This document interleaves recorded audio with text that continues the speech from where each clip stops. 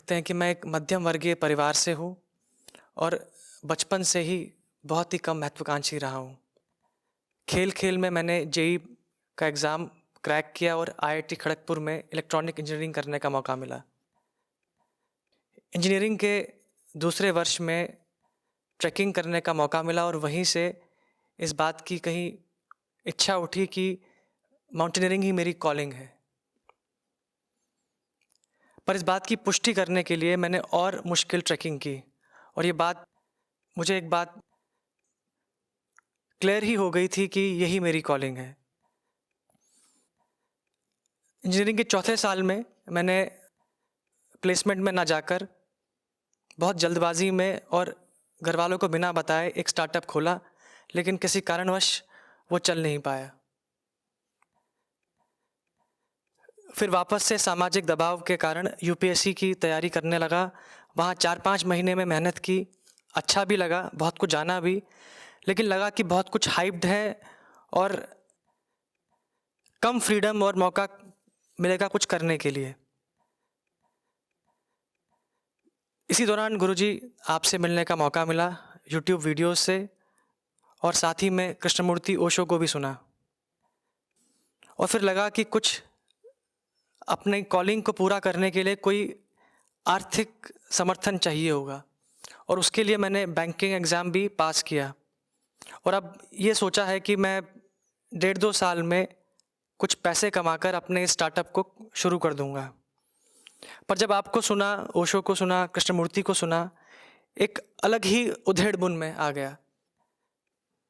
एक तरफ कॉलिंग का खिंचाव है और दूसरी तरफ ये समझ आ रहा है कि सार्थक काम तो कुछ और ही है। मेरे समझे मेरे द्वारा कोई सार्थक काम अगर होना चाहिए तो वो शिक्षण और लेखन के क्षेत्र में होना चाहिए।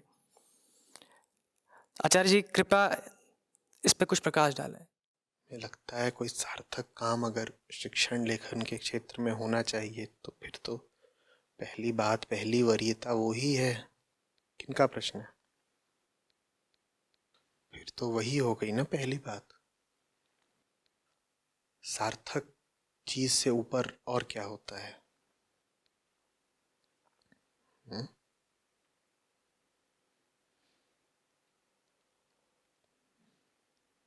रही पर्वतारोहण की बात, वो तो तुम खुद ही स्वीकार कर रहे हो कि तुम 24 घंटे करने नहीं वाले।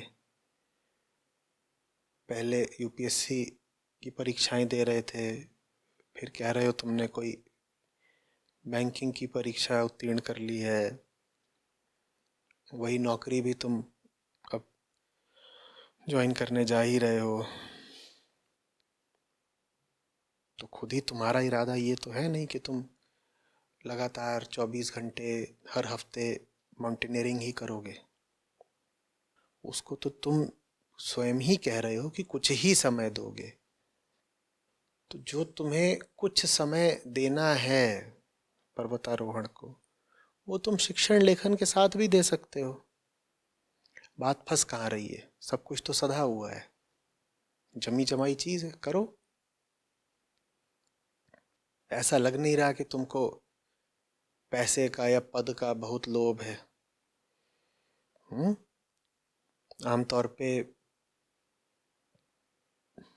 आईआईटी से निकलने के बाद लोग इस बात में अपना बहुत मान नहीं समझते कि सिविल सर्विसेज से नीचे की कोई सेवा वो ज्वाइन करें।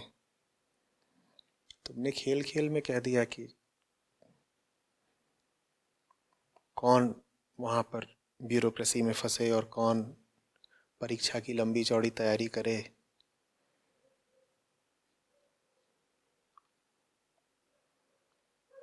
बैंक का ही काम कर लेते हैं, वहाँ चयन भी आसानी से हो जाएगा, समय भी ज़्यादा मिलेगा तुम्हारे अनुमान से। तो पद का या पैसे का तो तुम्हें बहुत लालच दिख नहीं रहा।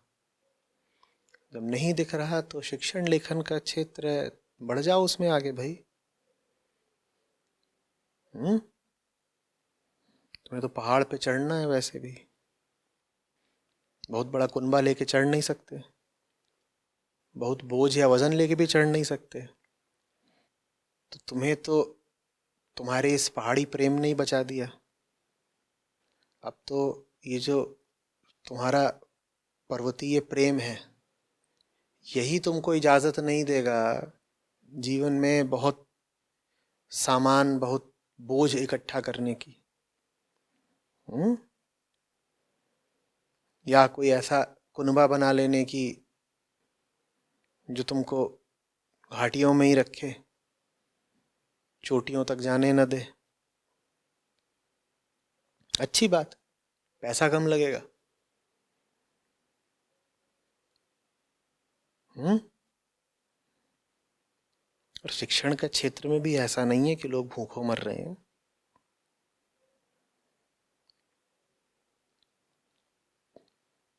लड़कों को, नौजवानों को पढ़ाओ और फिर पहाड़ पे चढ़ जाओ।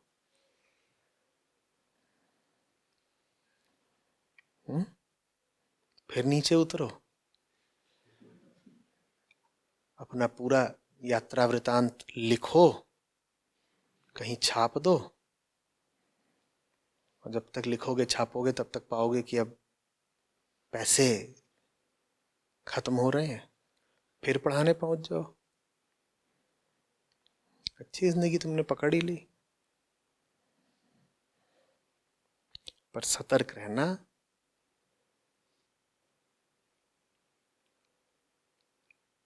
आईआईटी भी देख लिया, आईएम भी देख लिया, कैंपस के सपने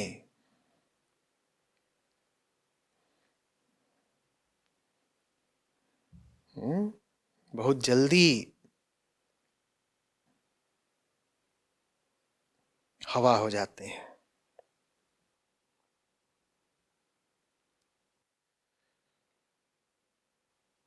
पहाड़, पहाड़ की चोटियां, ये सब बहुत जल्दी 2 BHK बन जाती हैं।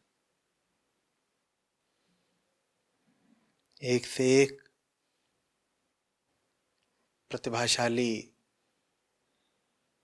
स्वप्नशाली युवा थे साथ के, हॉस्टल में भी, कैंपस में भी। ये कर देंगे, वो कर देंगे।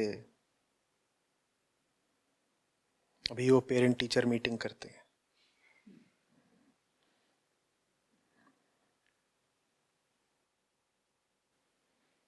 और लेखन के नाम पर वो दुनिया भर में बताते हैं कि देखो, मेरे 9 साल के लोलू ने ये कविता लिखी है, यही विश्व साहित्य को मेरा अनुपम योगदान है।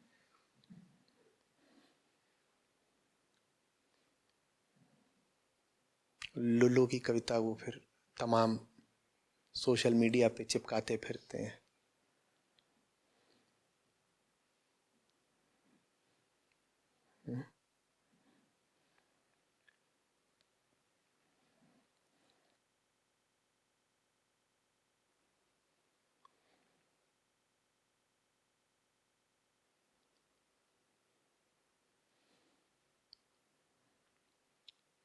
पर्वतों पर चढ़ना है तो पर्वतों पर ही चढ़ना।